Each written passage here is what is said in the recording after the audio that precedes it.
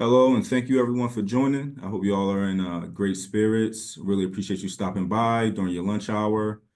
So as folks continue to pour in, we'll go over just a few housekeeping rules as always. First, we're asking all the attendees here to remain on mute throughout the discussion. However, we do want to hear your input and insights during the discussion. So please feel free to engage and share your thoughts in the chat. We'll also mention that this session is going to be recorded and will be placed on our DEI YouTube page. I'll be able to give more information on that later. My name is Kyle, and I serve as Director of Culture and Community Engagement here at the District's DEI office. I have a pleasure of moderating this wonderful panel today. And with that, I want to welcome you all to the Equity in Practice series. If this is your first time here, the Equity in Practice series is a lunch and learn session and a collection of community learning opportunities hosted by the district's DEI office in collaboration with district staff, community advocates, community organizations that are focused on equity, cultural awareness, and social justice. So May is Asian American Pacific Islander Heritage Month, and it's a wonderful time for us to honor and reflect the incredible contributions of the AAPI community, highlight their diversity, culture, traditions, and experiences. So for those who are unable to join today's session, we encourage you to view this conversation and others like it on our DEI YouTube page on YouTube, and you can find it at SDP Office of Diversity Equity 7097. So without further ado, I'll start by introducing our panelists, and we will start with our guests. So we'll start with Saruan Kith. Saruan Kith Jones obtained her master's degree in occupational therapy from Thomas Jefferson University, and later earned her master's in business administration with a focus on health administration from Strayer University. Saruan has been working with the immigrant and refugee and Asian American community since 2004.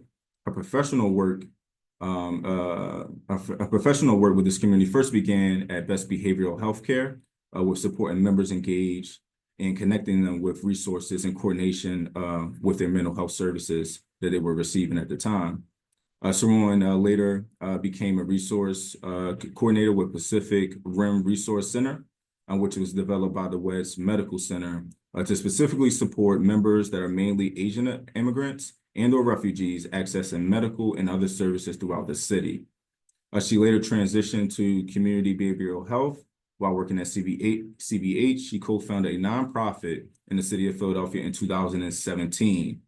So KIPS integrated and targeted human services, and KIPS' main mission is to support immigrants and refugees sustaining self-sufficiency by creating opportunities for independence, growth, and healing and development. So thank you so much for joining us, Saruan. Really appreciate it. Next, we have Thin Thatch. So Thin was born in Vietnam and immigrated to the United States with his family at the age of 9. He attended various schools in the school district of Philadelphia throughout his formative years. His experience at the school district of Philadelphia made him want to be a teacher, and he has taught for 18 years in the school district of Philadelphia with various teaching roles, ranging from computer science, math specialist, primary grades, middle school mathematics, school-based teacher, leader, and instructional teacher coach. Thank you so much for joining, Thin. Really appreciate it. Next, we have Surun Chan. Surun is the Executive Director of the Cambodian Association of Greater Philadelphia. In his adult professional career, he has worked in various community-based organizations and large nonprofits for nearly 2 decades. Surun has directed,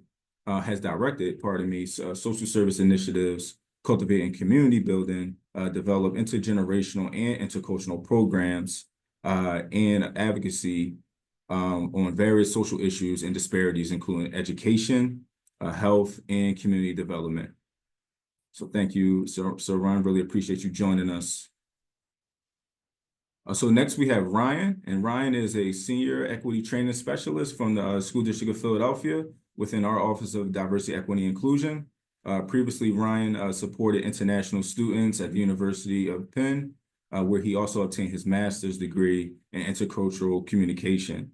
So Ryan has been an educator, in many different spheres of his life, teaching piano and guitar, teaching English in Chile, and being a Spanish tutor, teaching Filipino language and culture for pre-K students, and now supporting educators in Philly with the Equity Center Learning and Growth. So thank you so much for joining, Ryan. All right, so I'll get started with our first question for the group. And I'm gonna start with you, Ryan. So how do you personally identify with the AAPI community, and how has your identity shaped your journey and the work you do today? Thanks, Kyle. So, yes, first, just want to say I'm honored to be a part of this event. I'm grateful to, looking forward to hearing the experiences of my fellow panelists, and just excited to be alongside a community of colleagues celebrating Asian American Pacific Islander Heritage Month. So I'm a second generation Filipino American. My parents immigrated here 50 years ago from the Philippines. I was born and raised in Western Maryland. I grew up celebrating Thanksgiving with turkey and mashed potatoes alongside chicken adobo, pancit, and lumpia. And I grew up listening to music like jam bands like Grateful Dead, to Memphis Soul, Otis Redding, to bluegrass music. When my parents would speak to me in their native tongue, I would reply in English. So my experience growing up was very much this one of tension of assimilating into a dominant culture and maintaining a cultural heritage and identity. Um, so it's something in adulthood I've been constantly navigating, exploring, unpacking the ways I've been socialized, the ways that I can maintain and celebrate my racial and ethnic identity, especially now as a father of two kids. I'm also an educator, an ally, friend, a Filipino potlucker. I want to mention this very, powerful thing that about 10 years ago, a handful of me and some Filipino friends started cooking Filipino dishes, the food of our families. And it became this monthly ritual. We'd get together in potlucks, and I'd call up my mom and be like, "Hey, Ma, how do you cook this?" Um, and growing up, I never had close Filipino friends. It wasn't until I moved here to Philly that I found that. And so just to be in this space, to you know be in just be um allowed me to feel more comfortable in my skin. And so I liken that potluck experience to what I've experienced in the school district of Philadelphia in growing to be a part of a wider Asian American community in this past year.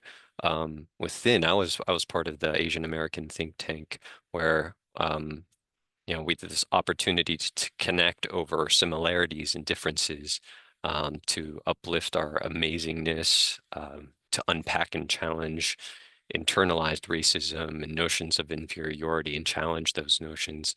Um, we recognized all the great things that have been done in the school district for the Asian American communities, and also grappling with all the work that remains to be done for the school district. So, um, yeah. Thank you for that, Ryan. I really appreciate it. I'm gonna move on to Sir Run and see if you have any thoughts on that particular question. Can you repeat the question again? Yeah, absolutely, absolutely. So how do you personally identify with the AAPI community? Oh, And how has your identity shaped your journey and the work that you do today? sure. Thank you. Greetings, everybody. My name is Saron Chan from the Cambodian Association of Greater Philadelphia. I will just share that, I was born in a refugee camp, 1985, in Chonburi, Thailand, during the aftermath of the Khmer Rouge regime, aka, the genocide, the killing fields. I arrived to, first and foremost, the U.S. when I was like 3 months old. Our jungle family arrived into January 1st, Syracuse, New York, the depths of winter. I think that's a vivid imagination for there. We came instantly to Philly after that. I was raised in the school district of Philadelphia. First school was GW Child School, transferred to Abigail Vare in the original building. GW is not there anymore either. Went to high school. Did a little stint at Central High School. Didn't like it. Transferred to Kappa, where my art, soul, and spirit progressed and grew. But yeah, identify as Cambodian American first and foremost. My second identity is South Philadelphian, raised in South Philly. It's against the law to leave when you're raised here. I don't know if y'all knew that. And my third identity is a queer man, right? I think that those are the three identities that I navigate with. And growing up in Philadelphia, right? And with, being invited here with the school district team and other viewers later on, I think that being invisible was a major factor of my upbringing. A lot of the work that I continue to do at the Cambodian Association is breaking those barriers. A lot of times, we hear things from more of the predominant, I guess, AAPI identities, such as East Asians and things like that, could never relate to my peers who are from like Chinese backgrounds or even Indian. It's a different experience being a former refugee child, growing up Southeast Asian, navigating just my personal identity and, always trying to figure out your own identity because there's always this misconception of who we are, basing it off of the perpetual foreigner stereotype. That's one that we are always constantly battling. We're not all continually be foreigners. Another key component is, of course, the model minority myth that I'm sure many of you have heard of.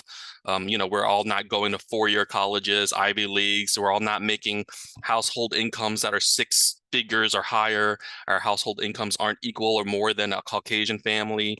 Things like that are very, very not relatable. So as an individual growing up as Cambodian American, it was hard to navigate not only the majority culture, but also the minority within the minority of Asian American community at the same time. I think that racism, bias, ignorance was very prevalent growing up in South Philly. Even within our own Asian community, I bring this up because it really layers down that I'm really wanting to share is the contrasting experiences of the AAPI community as a whole. So within even our own AAPI community, I remember growing up and I had other Asian classmates or even friends say that I'm going to say something that's going to sound very layered and I'm going to leave y'all to interpret this, okay? It's multi-layered racism here. They would say Cambodians are the Black Mexicans of the Asian community. All right, so I'm going to say that one more time, and you guys can really reflect on what that means. Cambodians are the Black Mexicans of the Asian community. Take that as you will. It's not a very, it's like multi-racist comment there. And that's something that as an individual navigating that was very, very difficult. Also being identified as being gay, that in through the 90s and the 2000s, that wasn't really great either. But I've always been this jolly dude, a very great spirit, I guess, because I had the great people around me to cultivate myself and my identity. I'll pause there because there's other great questions to come about, but that's the root energy of where I'm coming from, and just amplifying the visibility and voice of our Southeast Asian Cambodian communities where my spirit lies. Thank you for that, Sir Ron. Really appreciate it. For our next question, we'll go to Saruan, and the question I have for you is the AAPI experience is not a monolith. How do you identify with the layers of identity, and how do they come together to influence how you show up in the world today? Hi, everyone. Thank you for having me today. And my name is Saron Kith. I am I work at KIPS Integrated Target Human Services. My family came here in 1984. I was 2 months old. My mother was pregnant with me on her way to Indonesia to a refugee camp, and then birthed me in Indonesia. So I'm actually Indonesian Cambodian American.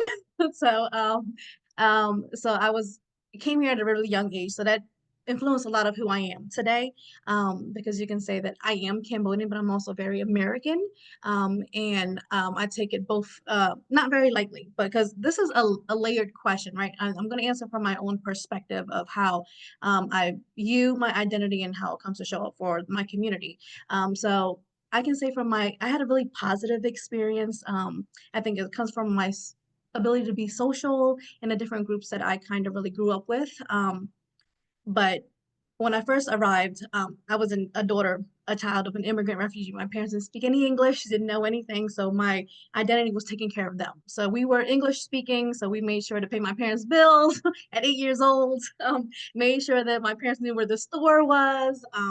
We did a lot of the households. So that was my identity growing up, was making sure I took care of my parents in the American way of making sure we showed up to make sure that our family was taken care of at a really young age, while my parents worked to provide for our family. And then as I've gotten older and gotten to school, joined different social groups and stuff, I identified more as an American for a really long period of time.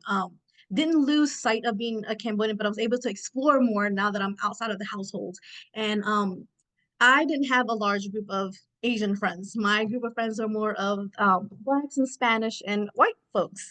And it was because of the school I went to and the community that I was engaging in and where I lived in. Where I lived were all older white women that were on the block, and they were very loving and very kind. So I got to see that positive aspect of that community. All of my girlfriends and friends were all Black. I went to Central High School, and I was able to learn about their social, cultural, and different experiences. So I was able to integrate that to become who I am.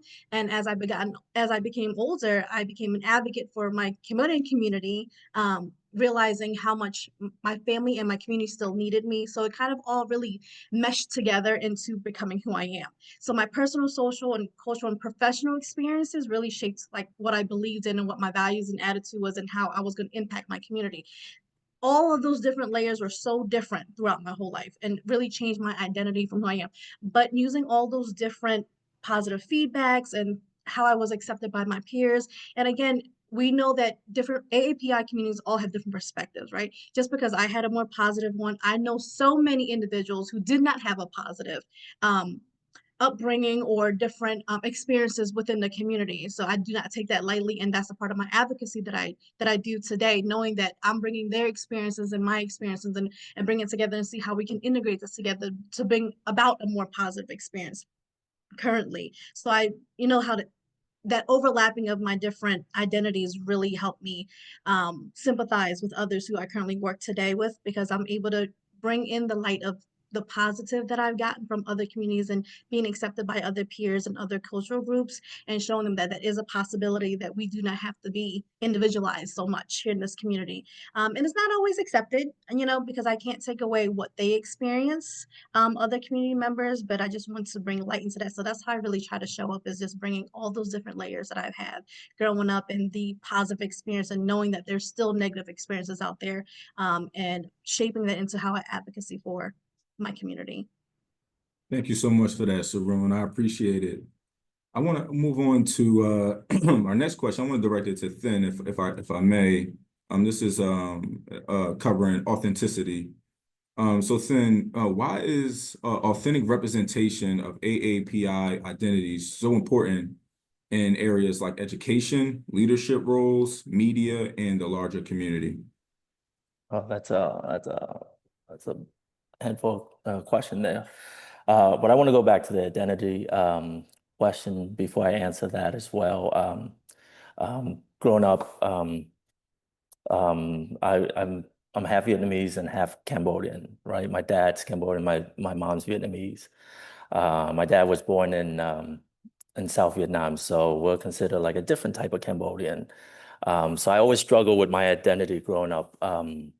Like to my Cambodian friends, I'm not really Cambodian because I don't really, like I'm not from the actual Cambodia. And then to my Vietnamese friend, I don't look Vietnamese, I look more Cambodian. So I always had that struggle growing up. It took me a while to kind of accept who I am and kind of like embrace, myself, learning about the Cambodian culture.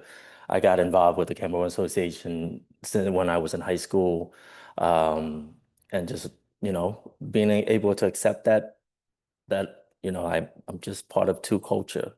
And then now I have a Korean wife, so I'm learning how to accept the Korean culture as well, having Korean sons and daughter. So having those experiences, like Sarun say, I was able to more empathize with people and being able to make connection with people.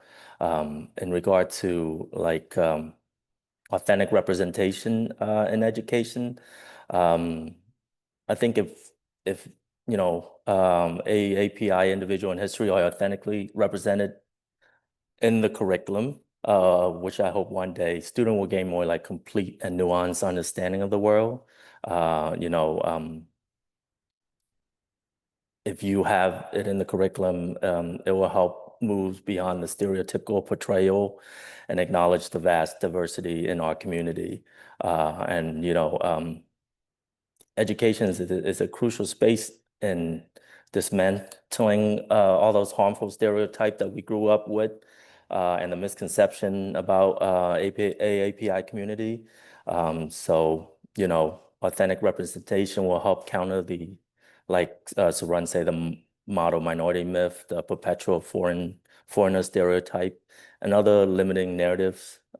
So I think it's important that we have authentic representation. I appreciate that. Thank you, Thin. And we also have Principal Renew here as well. Thank you for joining us. And I can pose this question for you as a school leader. I think it would be really appropriate as well. Why is authentic representation in AAPI identity so important in education, leadership roles, media, and the larger community? You have any thoughts on that? Good afternoon, everyone.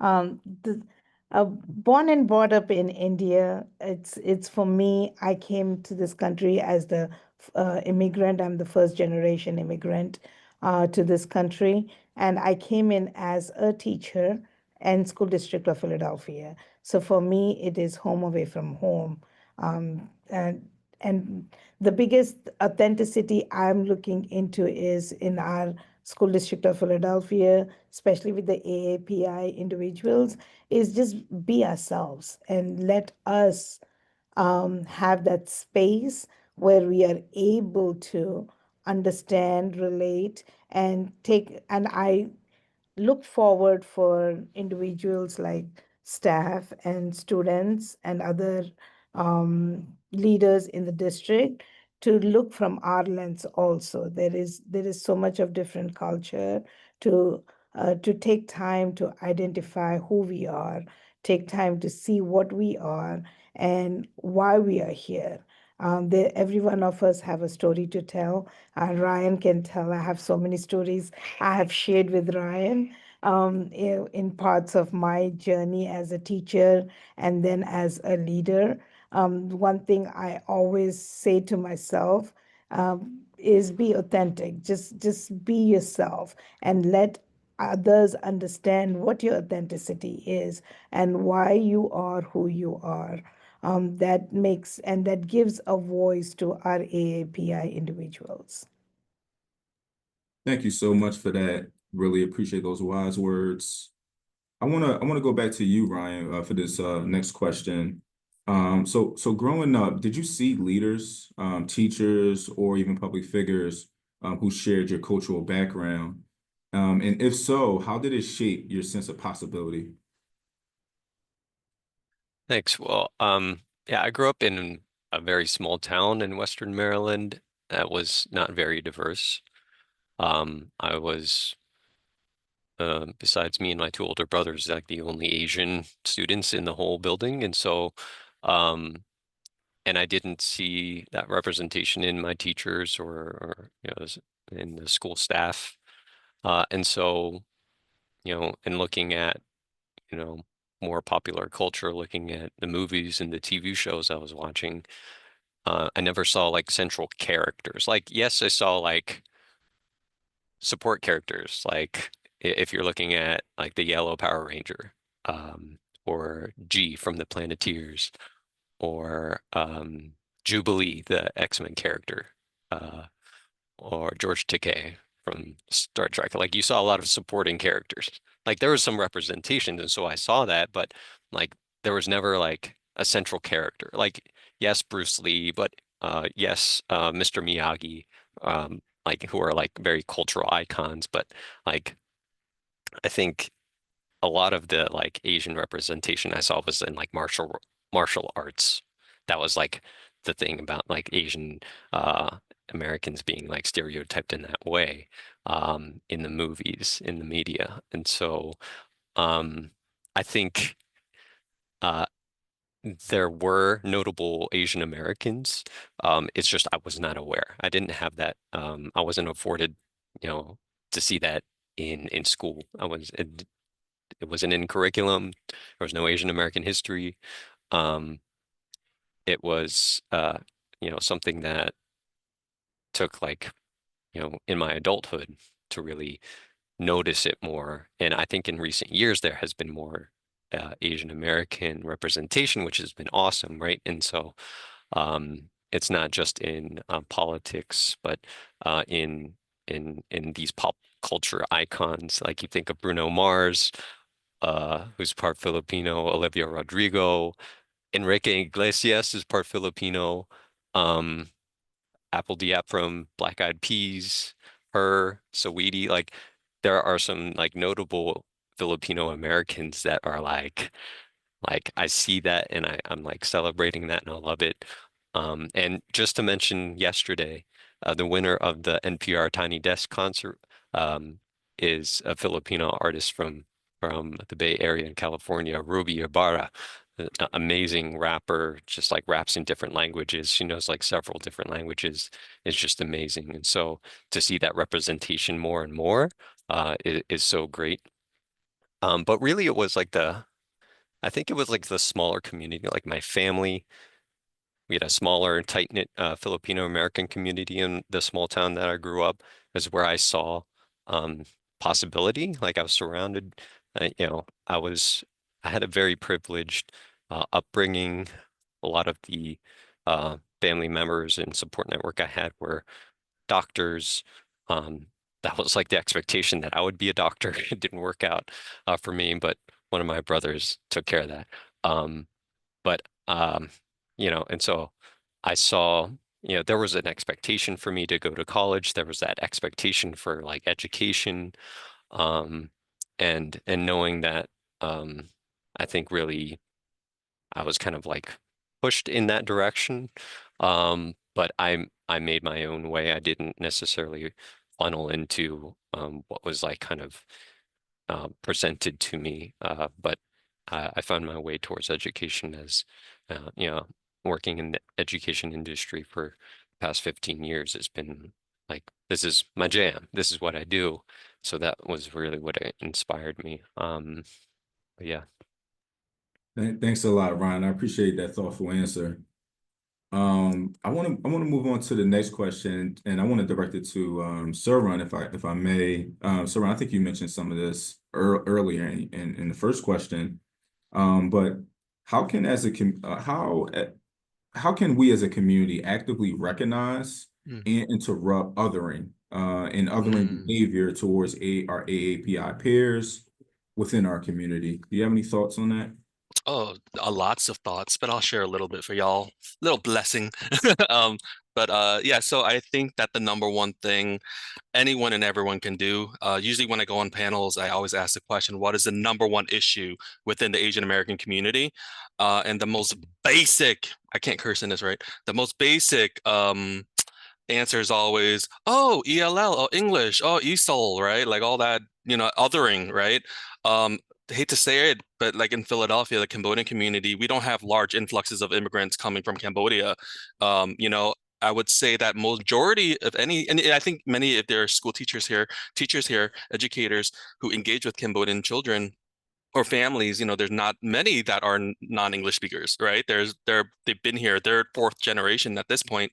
But the work that we're talking about, what I see as the number one issue within my work for the last 20 years is the lack of disaggregated data. That's number one, right? Disaggregating the data for the Asian American community. What does that mean? It means stop collecting just basic Asian, right? When you break it down to Cambodian, Vietnamese, Laotian, Hmong, Chinese, Indian, whatever, right?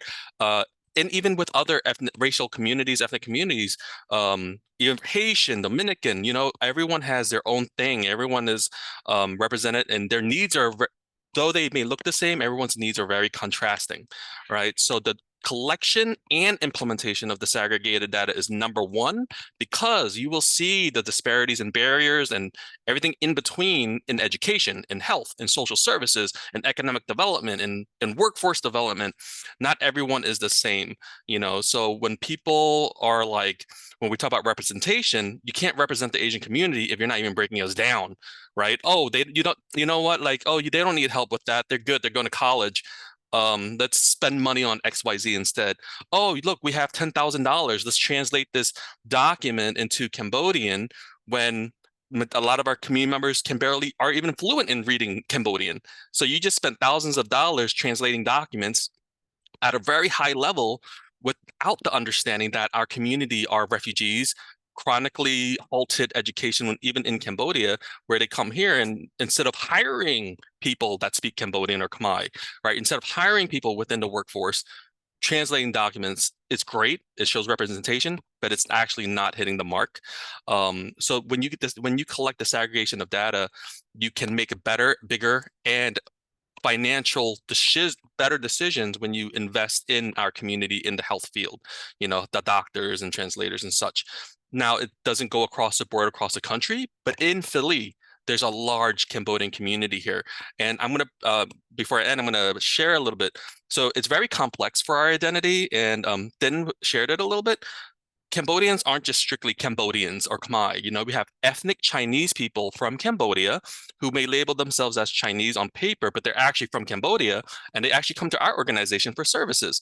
There's actually an organization called the Overseas Chinese Association, where majority of the ethnic Chinese members are actually from Southeast Asia that speak, listen to Cambodian music, all that stuff.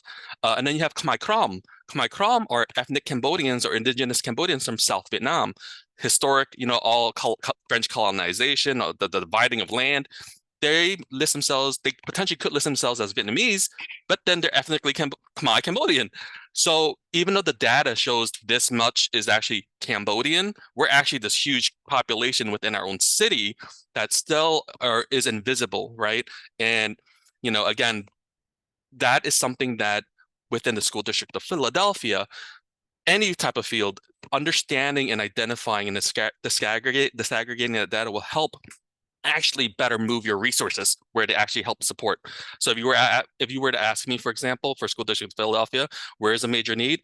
It would be essentially mentorship for the Cambodian youth, high school youth, Cambodian American high school youth, for whatever their next future looks like, career development, college, whatever that looks like. And essentially, that sounds like any other child, right? And that's the part where the realization maybe is actually recruitment. I attended Penn State University, and I had an older colleague who did a lot of statistics for the university and recruitment. They shared and they found out that majority of the money being spent was to recruit Asian students from Asia, right? International students, because that's where the money's at, right? But if you really break it down, how much money is being spent on recruiting actual Asian American youth from our city, like actual like effort, you know? And sometimes when there is effort, we're kind of lumped in on that other, you know, we're always lumped into that little percentage that, oh, don't forget about the Asian kids, like just throw them in there, you know, it's a lazy, I'll just say that. So putting in the effort, disaggregating the data, really amplify the needs of our community, and just seeing us and uplifting that data would help out across the board. But yeah, I know that was a lot, but yeah. No, excellent points. We really appreciate that. Thank you so much for it. I want to move on and go to you, Renew, on this next question, if I can. What steps can as the school district staff like myself and community members take to ensure that AAPI students' diverse experiences are not generalized or stereotyped? Thank you, Kyle. I just want to echo what Saron just talked about, is disaggregating the data. When I first started, I came as a teacher to teach in School District of Philadelphia. I was recruited along with 24 other teachers to come to United States, especially to Philadelphia, to teach math and science all over the city. When we came, we were given a generalized profession development about what to say, what not to say. to the students, and it was so generalized that we didn't have that authenticity, which I'm going back to my question in the previous thing, is the authenticity of what does the instruction look like in classrooms. It's just checking off the boxes. But from that time till now, as a leader, I have seen a big change in the mindset from the central level in regards to AAPI and recognizing the AAPI voices to ensure that the AAPI students have diverse experience. The biggest three things we have to recognize is the intentionality in education and advocacy. And these are the steps the staffs can take by prioritizing cultural awareness, not only by in building relationship with the students, but also in their education. The Saron has constantly, I'm just echoing his words right now, is about generalization, right? How are we generalize all the AAPI students? Oh, they're Asians, they're good at math, let's give them AP calculus class. They're Asians, they're good at science, let's give them AP biology class. Instead of generalizing them, change the mindset and ask the students as to what they want to do. What is their passion? What is their future? And it should come through by offering profession development for staff and on the AAPI histories, identities, and challenges. Because every Asian does not have a same story. Every Asian has different story to tell. If you are a Cambodian, or if you are a Vietnamese, or if you're an Indian, even in India, you have North Indians and South Indians. We have different stories. So that's my biggest thing is to, number one is to prioritize the cultural awareness and include the AAPI in our education. It should not be talking about the myth or just modeling the minority, right? We should have an open conversation and see how we are doing those as in our reflective practices.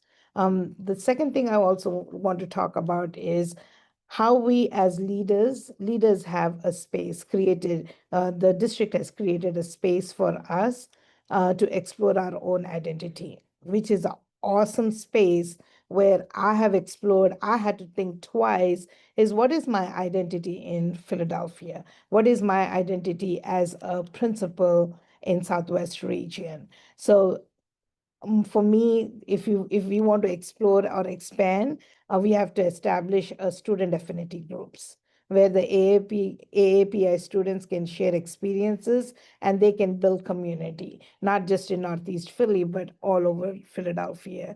Also, I also want to talk about to support the mental health initiatives. And this is a mental health month. We're all doing different initiatives, but how are we acknowledging the unique stresses of AAPI students may face, such as pressure to excel or cultural identity struggles? How are we providing them that mental health initiatives to our AAPI students where it might not be around gun violence, it might not be around around stereotypical issues which are going on in the Philadelphia environment, but how are we also giving them opportunities about the pressure to excel? And it's in all the communities. It's not just in AAPI. For me, it's for everybody. And also to ensure that our staff are trained to address microaggressions. What does microaggression look like, feels like? As a staff, if we are not culturally aware, it's very hard to address the unconscious biases effectively. Last one I want to talk about is foster representation and authentic dialogue. Hire and promote educators and leaders of AAPI descent to provide mentorship and be the voice of our young adults and the students in the school district. And also encourage cross-cultural collaboration within school community. Thank you so much for that. All amazing points. And Ryan, before I move on, you have a thought on that as well? Yeah, I just briefly wanted to, in echo of Sarun and Renu talking about like the disaggregation of data and like the very diverse communities, because we're talking AAPI is like a very diverse group, and even within each country, so much diversity, right? So I think when schools and the school district does like cultural celebration, oftentimes like, for example, Lunar New Year. It's not just China that celebrates Lunar New Year. There are many different countries that also celebrate it. Whenever there are cultural celebration like dances or music, I always encourage schools to deepen learning, because like what is the why behind that cultural dance or that music? What is the like the deeper learning? What is the diversity within that country or culture? Like I think deepening those learnings, looking for counter narratives, looking for the multiple stories to give like a more of a richness is something that I think is really important in combating these very singular stories, those stereotypes and generalizations. So always encourage schools to do that. 100%. Thank you for that, Ryan. And just want to make mention, we have about 20 minutes left. So let's see how we do. I know we have a nice amount of more conversation to have. So let's see. I do want to direct this next question to Thin and Sarun. I'm going to start with you, Thin, if that's okay. How can we create not just schools, but how can we create schools and community environments where AAPI individuals feel seen and they feel heard? Do you have any thoughts? Yeah, I think Principal Telly Johnson kind of covered this question, but I'm just going to echo what she's was saying. But also going back to Ryan real quick in regard to like New Year, like we don't even acknowledge Cambodian New Year, right? And that's one of the things, we celebrate that in April. And so like, when I was at Kirkbride, I try to include that. But going back to this question, one of the things we can do is like integrate AAPI history and contribution. Like we need to go beyond the token mention and weave in the rich and diverse history, the cultures and the contribution of the various AAPI communities in our curriculum, and not just like designate a month to celebrate that, or like, hey, this is AAPI month. Here's some resources, right? We have to be more intentional about, those, growing up, being educated in the school district of Philadelphia. I never read a book that had, someone that looked like me. I never had a teacher that looks like me. I never had a counselor that looked like me. So it's, being intentional about that, talking about hiring, be intentional about recruiting and hiring teachers and counselor and admin.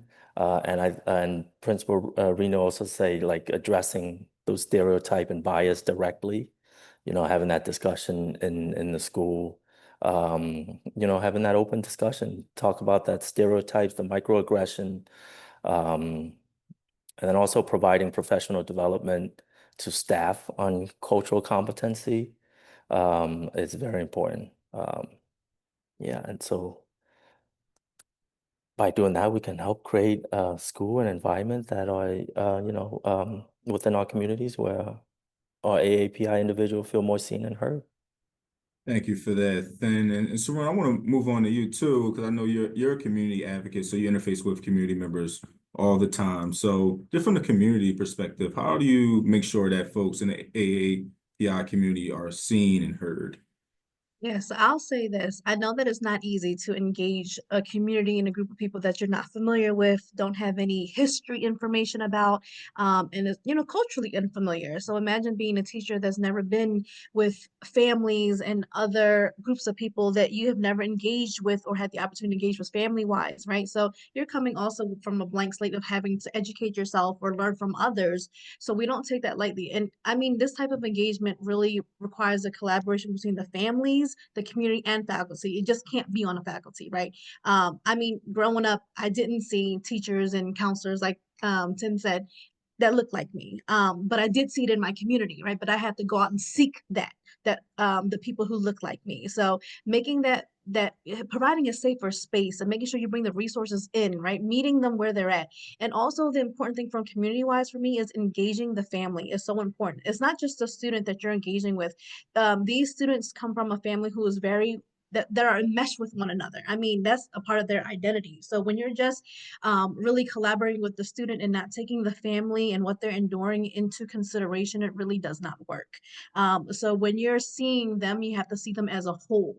They don't come as an individual. And me working with these students and with their families very close knit, I know that when I'm engaging a student or a younger community member, I know that I have to take perspective of their family and how they play a part in who they are and in their identity. But I don't, I can't just place the blame on, us not being seen and heard. But we as the AAPI community also have to be welcoming, also offer that hand, that branch to allow people to come in and see us for who we are. And some of us do fear that, based from the trauma that we've endured from other social groups and other individuals in the community. So I see that as a part of the education that we need to educate one another, and engage one another, and that's so important. Really appreciate that. Thank you. So for the next question, I want to go to Ryan and Sarun. I think we touched on this a little bit already, but I still want to hear your thoughts just on how important is it for students, but not just students. I think it's important also for like community members as well to learn about AAPI histories and experiences, especially those that take place in Philadelphia. Do you have any thoughts on that? And we can start with you, Ryan. Thanks. Yeah, definitely. Very important that AAPI histories and experience are integrated into the learning. Especially for Philadelphia, where there is a rich history of Asian Americans here. And so I think, as we've been talking, like for the first part of like why it's important, right? When we're not in relationship, as Soroyan was mentioning about, like when we're not in relationship or not familiar with certain communities, um, sometimes we're going off of generalized experiences and stereotypes. And so the deepening of the learning helps to expand our aperture of what it means to be Asian American. And so that's really something that, like, you can see on my wall here. What I have, this is a quote from Jose Rizal, who's you know, who fought for Filipino liberation from Spanish colonization. He said, "No history is no self." And you could see, like, if you don't know your history, then you don't know yourself, right? And it just like this speaks to me so much in the sense that, like, the better we know ourselves, our communities, the better we're able to live our full lives and know where we're going. And so I think even if there are no Asian Americans in a school community, the importance of having that learning embedded in the school is so that to expand our understandings and respect for different communities that are not of our own. And so in Philadelphia specifically, where I recently learned that Filipinos from all over the Northeast, about 100 years ago, flocked to Philadelphia for the nightlife. It was like a hub for Filipino nightlife. And so I thought that was really cool to hear. And Philly is home to like one of the oldest running Filipino associations. The Filipino American Association of Philadelphia Incorporated was founded in 1912.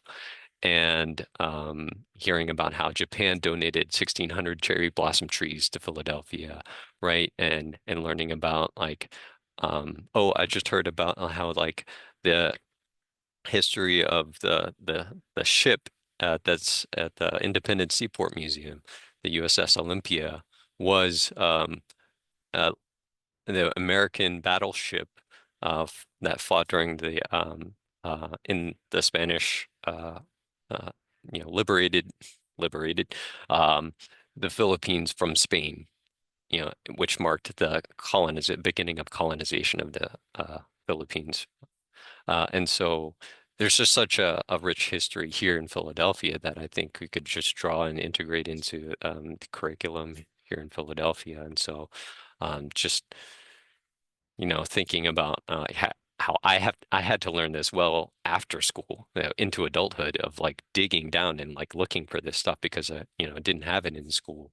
And so I think it's just very important to that will help to challenge the stereotypes, help to challenge the anti-Asian racism that persists. And so the school district itself has a history of that, and policies. The bullying and harassment policy was born out of the in South Philly High, when over 30 Asian students were harassed and physically attacked. Like, the bullying and harassment policy was born out of that.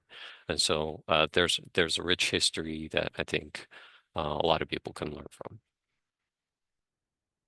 Great, thank you for that, Ryan. And so, Ryan, I would love to hear your thoughts as well on that particular question, just on the importance of history, especially in Philadelphia. Yeah, I think something to be very, very conscious and reminding of is that I struggle with this throughout even like college life and career and things like that, is that things that happen in Asia is not my history, honestly, completely my history. So sometimes people get it twisted, right? They're like, oh, well, there's all this stuff, like, look, you don't see yourself in movies. There's a bunch of Asians in Asia. Look, all these Asian movies. I'm like, okay, then let me know what Irish movie you be watching then, right? Like, what?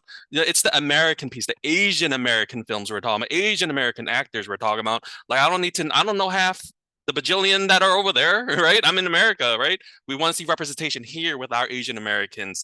I don't know if that resonates or not, or you get it, but it's completely different, I mean, I'm not. But so yeah, representation definitely matters. When we're talking about celebrating culture, like Multicultural Day, yeah, sure, we can talk about things that happen over there, bring it to the children here. But at the end of the day, it's unrelatable. Honestly, I relate more to like a South Philly Italian than a Chinese person from China, right? Like, because there's no link there. I'm sorry. So I'll bring an example. At Penn State, while I was there was a fight for Asian American studies, but they had East Asian studies, right? They had this vibrant community of East Asian studies, talking about 1800 Japan, 1700 whatever. I'm like, oh, this is cool. But what about the Asian American studies? Sometimes even educators or high level you want to think about it, they don't get the difference, right? They said, well, there's already this money being spent on this whole department here. Don't you recognize or see that?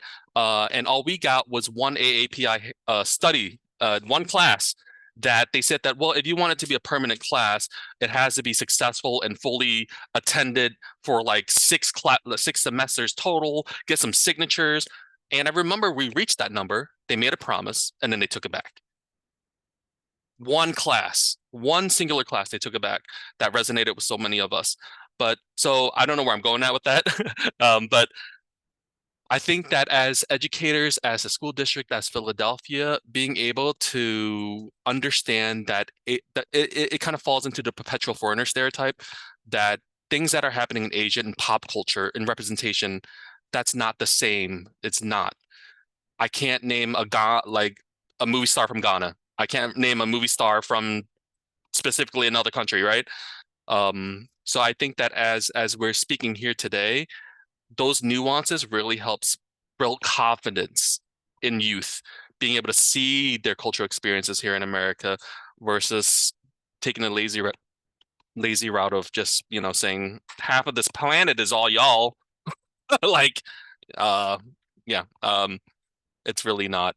Though I do get pride seeing BTS and all these Blackpinks and things like that, these K-pop things growing, and I hear it on the radio. It's kind of shocking when we first start hearing K-pop on the radio. I'm like, whoa, this is kind of different. Is it relatable? Not really. But I think it's awesome to see people that look like me in these settings.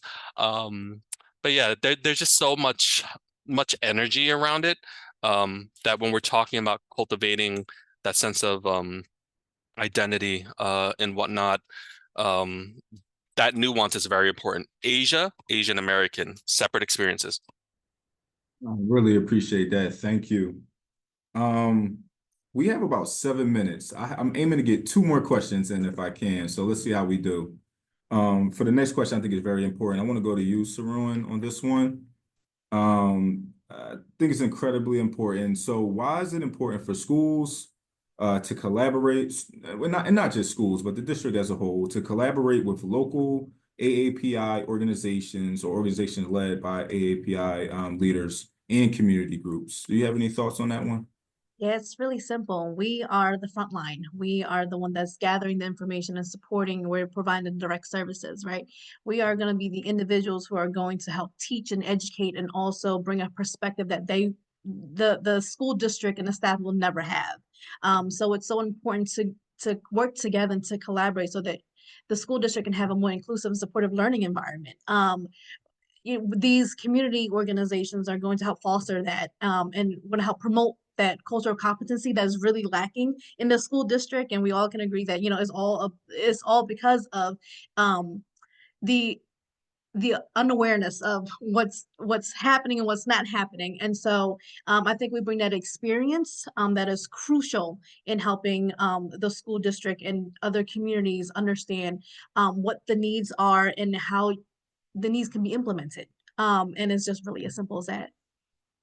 Thank you so much for that. Saruan, do you have any thoughts on that as well as a leader of an organization here in the city? As we're traveling backwards a bit, recession, scary, potential and things like that, up leveraging resources is key here. We need each other. We need the school district, working together and combining our resources to help cultivate, embrace, and provide the proper programs and services for our community, students, children, families is really key here. And that brings together everyone's expertise, everyone's of value. We want to bring gratitude to that. And to me, that's how we can all work together in identifying what we're great at. How can we leverage each other? How can kids bring their resources to a classroom directly, to teachers, PD days, all of it is really, it's there. It's just, we got to get creative, right? And as, these prices, it's like, who knows what's going on now. I think that taking the hard stance around the finances and uplifting each other's resources to better serve our communities where it's at. And I think that's a conversation that needs to be had sooner than later. Thank you so much for that. Totally agree. So for our final question, I want to go to Thin, and then I want to go to Renew on this final one. What advice would you give to teachers, school staff, community members who want to build a stronger, more trusting relationships with AAPI students and with their families as well? Do you have any advice? Yeah, I think all these questions kind of overlap. Like the answer to that question also, like what Sarin shared, research and connect with those community organization, cultural center, an advocacy group in Philadelphia, to learn more about the different culture. And first and foremost is just recognizing, like this was mentioned earlier by Saran as well, just recognizing that AAPI is an umbrella term, right? Because it encompasses like numerous ethnicity, languages, and cultural backgrounds. So it's important to understand that. And also, I feel like, it's also important to participate in community events. Surround background that has the FDR Park behind it. So, if you're free one weekend, stop by the Southeast Asian market, take a stroll around, talk to some people, buy some food, make sure you bring some cash. That's a shameless plug. But also, there's a Thai fair in Ben Salem on June 8th. Like this is so many events that's happening throughout the city of Philadelphia. So, it's important to just partake in that and learn about the different diversity. Thank you for that. Then, Renew, do you have any thoughts on that final question, on advice? Thank you, Carl. Thank you, Mr. Tin, for echoing about our contribution from the society as to how we can embrace and participate in different cultural activities, not just the food festivals, but also there is a Bollywood show going on in Southwest region Southwest Philadelphia next week. And just go ahead and enjoy the Bollywood songs, Bollywood music. Also represent for the multiple regions, right? Look at the cultural elements from other regions also, not just East Asian, but also South Asian, Southeast Asian, Pacific Islanders. My biggest thing is to, as a district, we not only need to allow spaces for the leaders and the employees of the district, but also create space where AAPI students and families feel valued and seen. Give them that space, welcome them, not just on the day of an international day, welcome them and will make them a part of the process in the school and in the community. Great. Thank you so much. I just want to send, we ended right on time. So I want to stay true to time. I want to send a very huge thank you to all the panelists. We really appreciate your expertise and just taking the time out to join us today. Really appreciate it. And thank you for everyone who joined. Before everyone goes, I definitely want to plug something here that's happening at the district. If you are at 440, the Asian American Pacific, there's going to be an AAPI lunch event here on May 28th at 12 p.m. So I encourage you to sign up and stop by. That will be in room 1182 if you're interested. But thank you all, and I'll be sure to send this video out to all those who registered. Have a great day, everyone. Thank you. All Thanks, right, Kyle. thank you. Have a good one. Bye, Thank you. thank Kyle. you. Take Thank care, you all everybody. so much. This was amazing. Thank Thank you. Great. Thank you for joining.